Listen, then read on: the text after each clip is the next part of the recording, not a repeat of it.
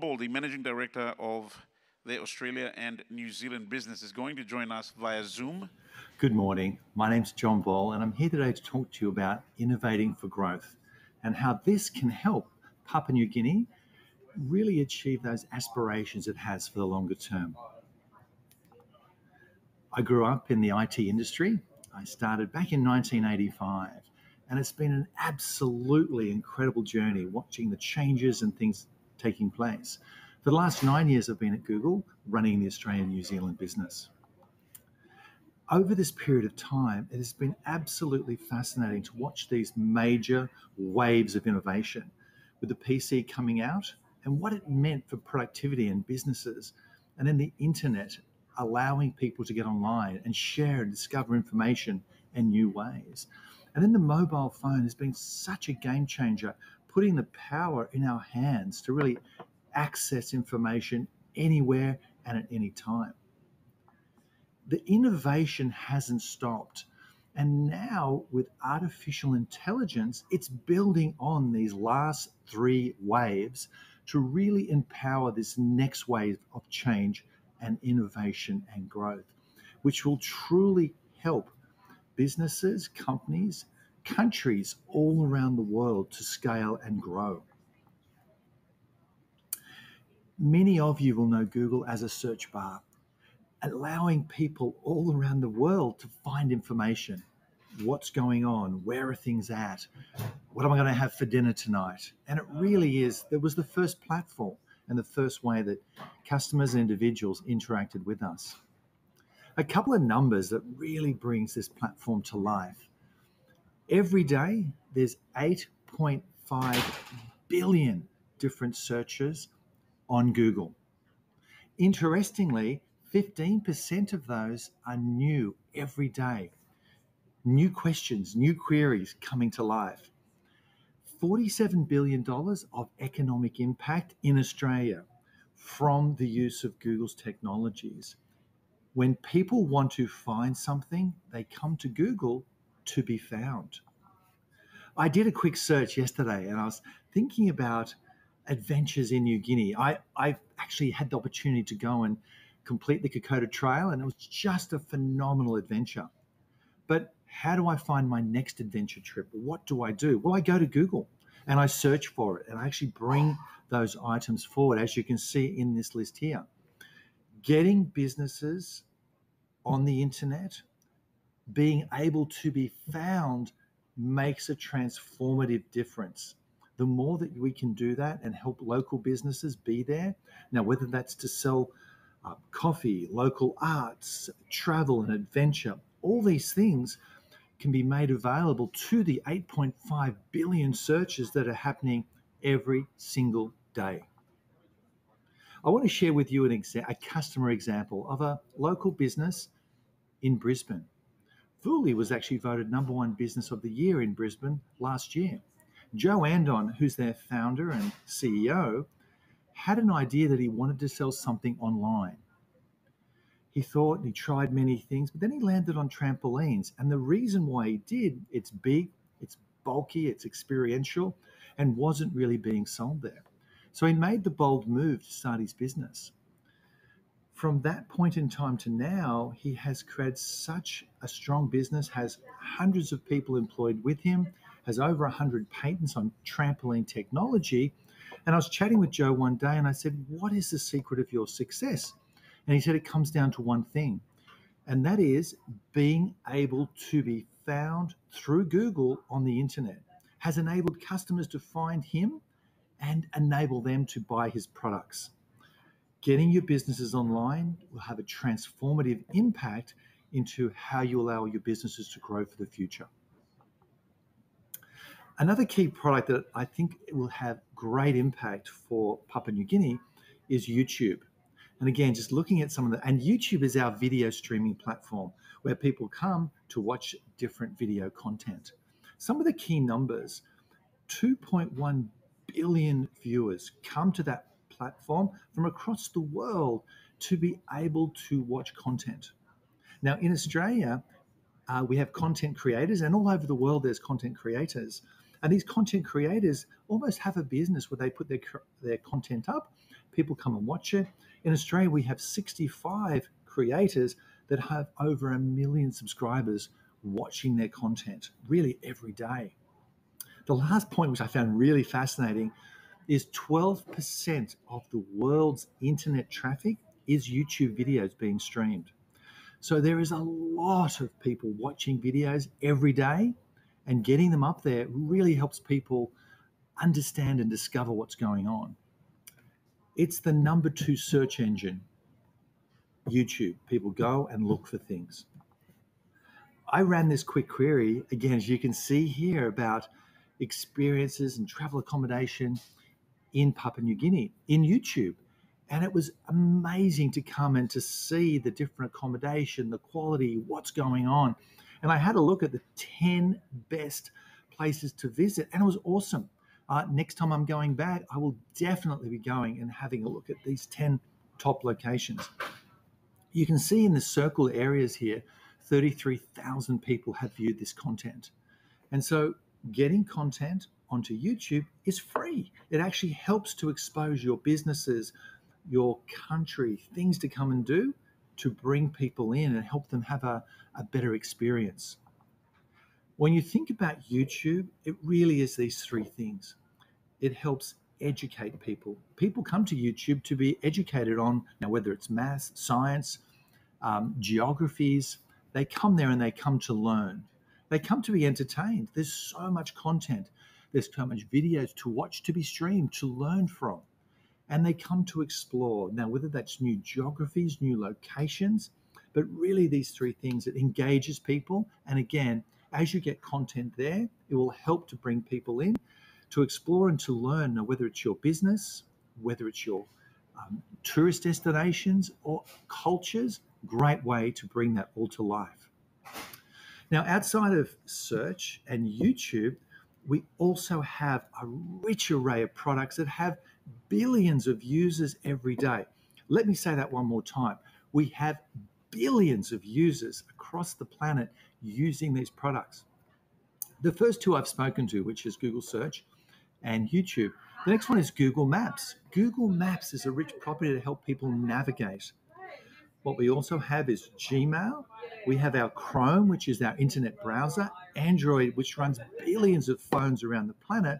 And we also have the Play Store, where people can load applications down to help them run their business.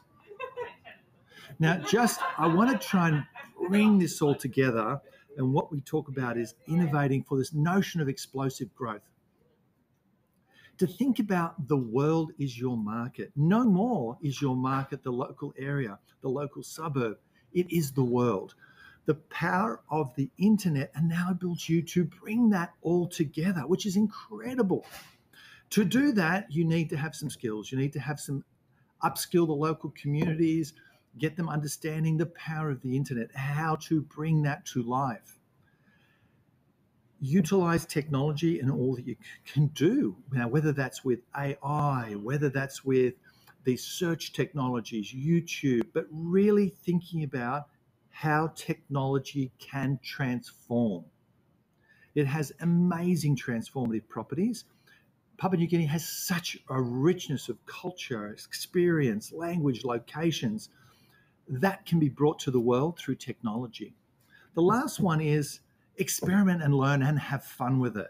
There's so much here, so much great opportunities and ways to experiment and learn and grow.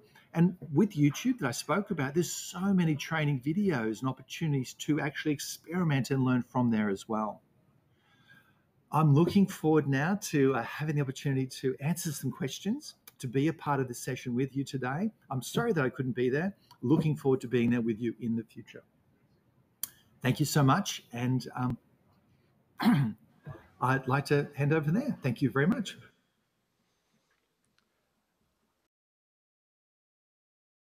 Okay, fantastic. Look, I think as a global company, and I spoke a little bit about the products and services that we have, very much as we think about how they're utilised in the Papua New Guinea market and what they can do, I think there's a tremendous amount that can come to life to make a big difference and big impact there.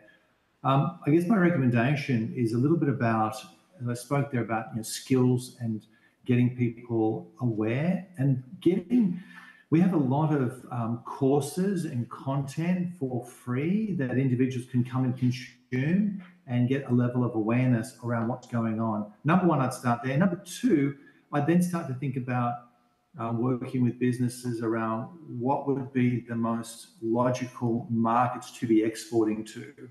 And then we have a tool called Market Finder, where you can actually go into and have a look about the most logical next market to be approaching.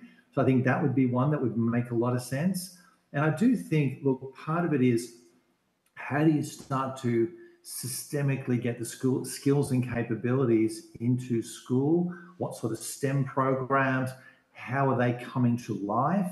So that when individuals come out of high school, there is some skills and capabilities that can then flow into business, into tourism and other areas that can actually bring this to life. So I think there's probably a cross-section there of tools and services that we have and that we broadly make available at no charge that individuals can come and use, and would be, I think, a great way to start. We have a lot of content that's we sort of term snackable. So it's like 5 or 10 minute bites that you can come and consume and start on that journey. The number of different products you have is quite extraordinary. And I've just been reflecting as you were talking to the audience just now of how many of Google's tools we've used just in the preparation of this conferences. For example, we've just had the announcement last night for some innovation awards. The judges, one of whom was in Dubai, one was in Papua New Guinea, and one was in Australia, used the Google Docs to communicate and to share information about the judging process. The information from all the recordings from this presentation, from this event, are going to be placed on our YouTube channel afterwards so people can watch them. So there's all sorts of ways we're using it. One of the particular challenges, John, that Papua New Guinea faces is while... Thumbs up if you can. Yep. Connectivity in the towns and cities is pretty good these days, I was going to say. But PNG obviously has a lot of remote areas and parts of the population are very dispersed. What are the features of Google's products that enable it to be used in lower bandwidth parts of the world?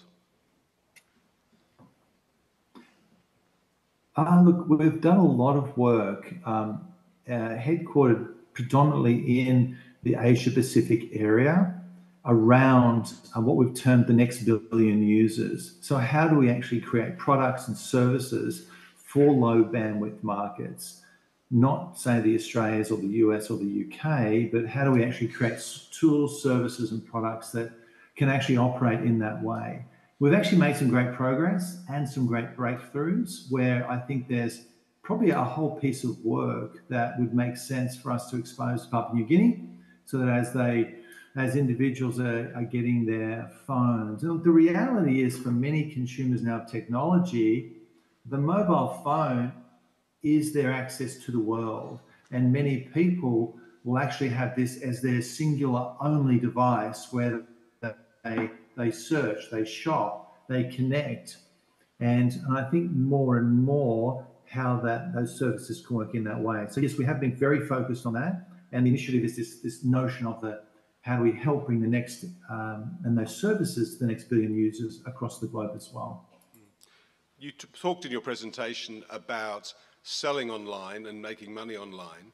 Maybe you could talk us a little bit about Google's approach to payments, how they're accepted, how secure they are, and what different currencies you can handle as far as trading online is concerned. Yeah, look, from a Google perspective, there's obviously multi-layers to how you think about the internet, the protocols. From the foundational level, our data centers and servers are the most secure in the world. We have many of the largest, whether it's Shopify or a range of different technology providers using our cloud software to enable that. So firstly, security is built in, and we have a philosophy of 99.9999 uptime. And so we see that across all of our products, because when you're doing that, you need to make sure that customers can get to where they need to. From a currency perspective, broadly now, the way the world is, all currencies are available, accepted. And the actual payment process here is not something that Google does, but we actually have a range of partners that work with us through the secure pipes to enable that. Now, whether that's Stripe, Shopify has a Shopify payment platform, Amazon has a range of services that they provide that enable those services. But as we look at that, multiple currencies, we have customers here in Australia that trade in maybe 150 countries, all in different multiple currencies. You don't get to be successful if you say you have to trade in, I don't know, Australian dollars or US dollars. You have to be local. You need to understand those markets you're going into and to be able to process and accept currencies. The great part is now that as an obstacle has really been overcome by the payment platforms that exist today and the foundational security that's built into the payment platforms to bring that to life. One of the other issues, I guess, is speed of operation, even in towns and cities. How important is it for people looking to operate in the cloud? What sort of things should they be thinking about as far as making sure that they're doing things on the ground which are secure and their data is protected? Obviously, once it gets up to you, you can hopefully you're looking after it. But what sort of considerations, particularly if they're in business, should they be thinking about? Yeah, I think it's a great question, and it's foundationally up. We should think about every aspect of the data we receive. How is it being secured? How do we make sure we protect the needs of our customers all the way through? Number one, I think more and more when I chat with businesses, whether it's banks here or other places, they're moving more of that core data storage into the cloud. So it's less on premise, but more off. And so then it's actually really working out those points and the security that you have in place. There are a range of really great security products now that are available. Google bought a company called Mandiant a year or so ago, industry-leading security software. But there are a number out there that actually make sure that, and it actually has a process where it looks at all the surfaces and all the places where your data is and where there's possible access points for people from the outside to have a look at it. So my recommendation is, firstly, have a look at that and what the information flows are. Secondly, have a think about how you protect it. Now, is it with a third party? Is it with all the things that you need? Because the reality is there's lots and lots of bad players around the world who want to hack into your systems and do different things. And so the notion of having hope as your strategy for not getting hacked is not a good one. There needs to be a strategy really anchored in with fact-based that I do this, this will be the outcome. And whether you're Optus in Australia, as we saw last year, or many other large global corporates over the last 12, 24 months have actually been hacked. And it's really quite consumers lose a lot of confidence when those things happen, and it's really bad for reputation and really bad for business.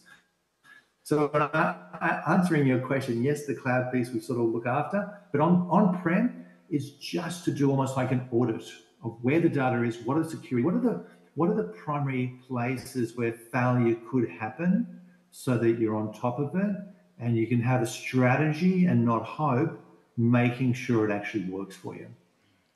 One of the things that I've experienced, I have two young men, two young sons, and how they use your products, particularly YouTube, astounds me. People are now celebrities being on YouTube. People are making good business, like seriously good business, out of operating YouTube channels and becoming YouTube celebrities. I'm wondering, we're already hearing at the conference this morning about some of the interesting ways that entrepreneurs can use your services to develop new businesses. Are any interesting models coming to mind or new models emerging that you've thought, well, I never expected I'd see that on this platform, that might kind of give us some food for thought? Look, as I mentioned in the presentation, 15% of all queries every day are new. And the ingenuity and the creativeness of individuals all around the world just is non-stop. But that being said, there are a range of different things we've seen, particularly with COVID, when the world was locked down. People really came online and they were testing and experimenting new ways of doing things. From the video streaming perspective, we actually saw quite a lot where whether it was universities or colleges went online, and some have actually stayed with this hybrid model, a hybrid way of actually engaging, following up, having videos submitted. Just the other day, I needed to become an owner builder, which I'd not done before. We're doing some work in the yard. But there is a reason why I'm sharing this with you, is that part of the application process was submitting a video. And who would think that back in the day you had to go into an office, fill out the forms, talk to someone? They now have it all sort of automated, but as part of the process, it's now you've got to talk for 5 minutes about your project, what you're doing, the safety things you're putting in place, and submit it. Now, again, a quantum shift where we're actually seeing new ways of experimenting and bringing these things to life is really quite awesome. The last thing I'll say on this is, I'm talking a little bit about the ads products today and other stuff, but the world is changing very quickly with AI. Whether it's driverless cars, we have a business called Waymo, and we have a number of states in the US now, there's driverless cars out operating. Artificial intelligence takes all the knowledge from all the cameras and actually decides on what's the right next action. Really moving quickly, lots of things going on. We have a health sciences business at Google.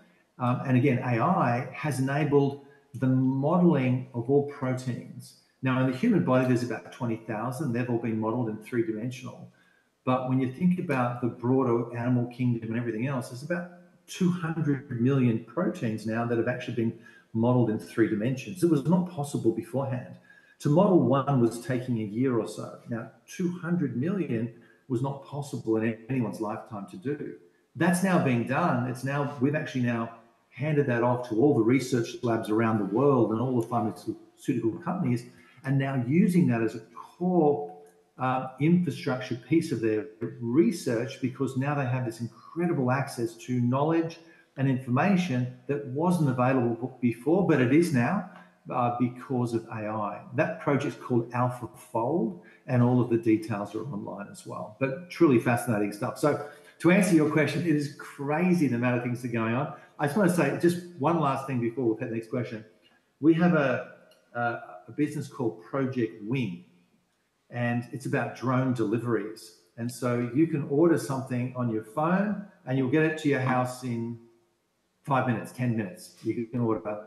And we're finding things like a coffee or a burrito or these types of things. We have it, it's operating today in Canberra, it's operating in Brisbane, and it's phenomenal to see what's happening with that business. And again, this sense of change and pace where previously before it'd be quite a slow incremental, but now with artificial intelligence, and there's no one actually flying the drone. It's not like we have operators, everything is fully automated. And the data comes in, the location comes in, and all of the data then actually drives that experience. So to answer your question, there's lots and lots going on. And the thing is, it's going at an accelerated rate because of artificial intelligence and the massive consumption and use of data. John, we're coming towards the end of our time together, and we really appreciate you taking the time to talk to us, and we hope very much you will come to P&G soon.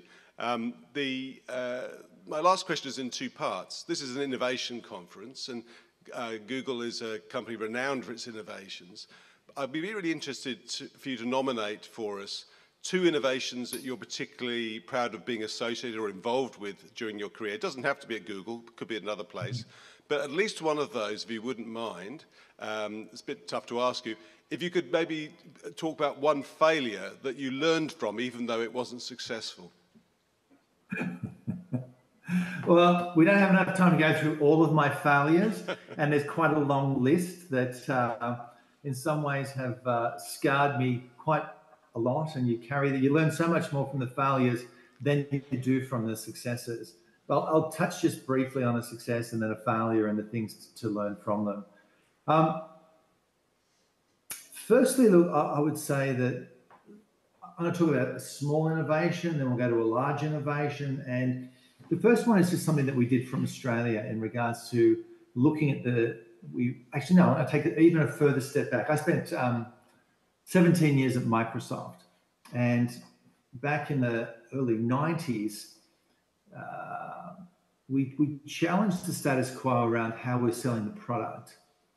And the team decided that they'd put all the products that we now know as Office into one box. We literally printed a cardboard box and printed it, put all the components in there. They didn't actually work together, but we just called it the Microsoft Office, and it actually went really well.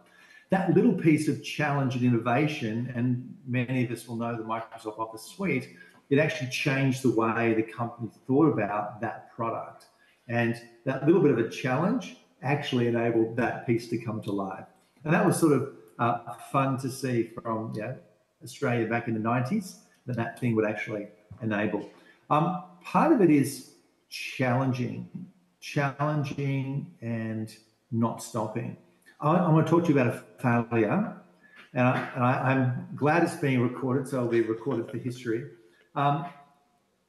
Back when web cameras, I thought they were going to be a really big thing. I think we'd just launched an earlier version of Windows, and I thought, I bought about 20 or 30,000 web cameras. And I thought, okay, we'll sell these out, we'll bundle them with Windows. It is an absolute failure. I had the financial controller chasing me all the time. What's happening with these cameras, John? The warehouse is full.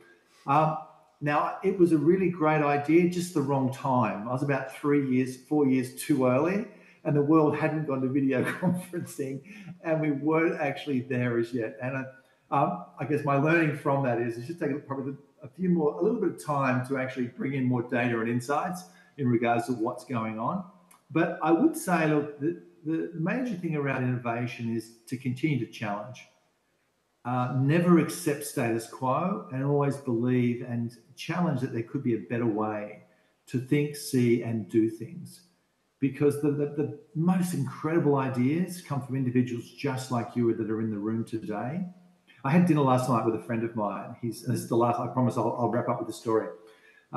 He's working in a business that's using blockchain and Web3 technologies to create a platform for gamers so they can actually trade tokens and things inside the gaming platform. That's secure, that's end-to-end, and it's from a company here in Sydney. And it's really quite exciting to see that how that innovation is now actually changing the gaming industry, and from a little startup in Sydney, which is actually pretty phenomenal. And the last one I promise is Google Maps also started in Sydney.